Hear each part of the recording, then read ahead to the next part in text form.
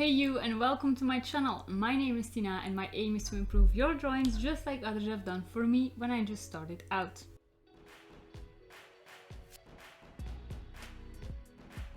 In today's video, I'll be going over one of the easiest things you can do to improve your drawings. Your drawing is made up of different aspects, colors being one of them. Other big aspects are your compositions, your line art, your technique, skill, and your contrast. So what happens when you improve one of these key aspects is that your drawing as a whole will improve. Now when it comes to the colors, which colors you pick isn't as important as your values. This basically means how light or dark your color is. Let me show you an old drawing from me to serve as an example and then compare that to the one of my latest to show you the difference. You see what a difference this makes when it comes to creating realistic art.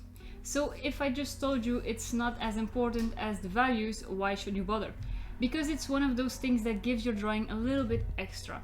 And for people who struggle with which colors to use in the first place, it's even better. So what do you need to get started? Not a lot actually. All you need is a Colorpicker tool and you're good to go. Now I personally use Krita. This is like a free version of Photoshop where you obviously have this tool available, but you can even use Microsoft's Paint or any other online tool that are freely available. To show you the difference between choosing colors with the Colorpicker tool and without it, here is an example. The picture I'm about to show you will be the subject for my next tutorial, by the way, so let me know in the comments below if you're excited for it. First, these are the pastel pencils I would have selected myself. Note that the ones with the dot on them are the ones that are going to be cut after I use the tool. So let's pop up the picture into Krita and have a go.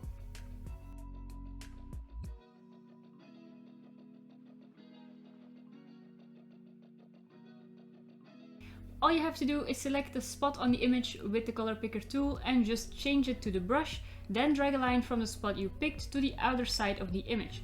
This way you can clearly see the color you've selected.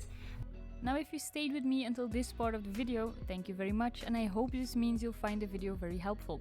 And if you do, I would love it if you would subscribe to my channel. It really helps me reaching out to other people just like yourself. I like to make my backgrounds a neutral grey because that way you see the real color. If the background was white, for example, the color would look a lot different. Let me show you. I have just shown you how to use the Colorpicker. Now let's put it into practice. The pencils you see here are the ones I pulled out after selecting and dragging out colors with the Colorpicker tool. The ones that have a dot on them are the ones that are newly selected in comparison to the previous selection made by me. Now let me show you the ones I had selected. You can see that there are purples in there and a pink, which I wouldn't have selected before. The dark grey is gone, as the darkest shadows are purple, which we have seen through the use of the tool. Pretty neat, isn't it?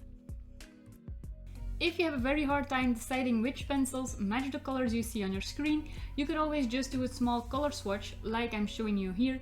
Colored pencil is a lot easier because these you can just color swatch on a sheet of paper and then keep this to reference to forever. Basically make a color chart. Now unless you are able to laminate your sheet of pastel colors, you are going to have to do this each time.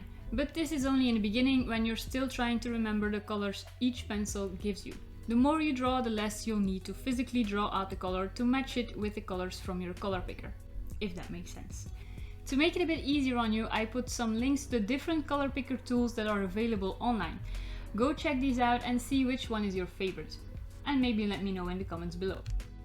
I hope you liked this video. If you did, please give it a thumbs up and make sure to subscribe to my channel.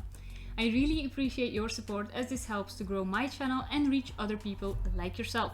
Hope to see you again next Friday, and in the meantime, have a great week.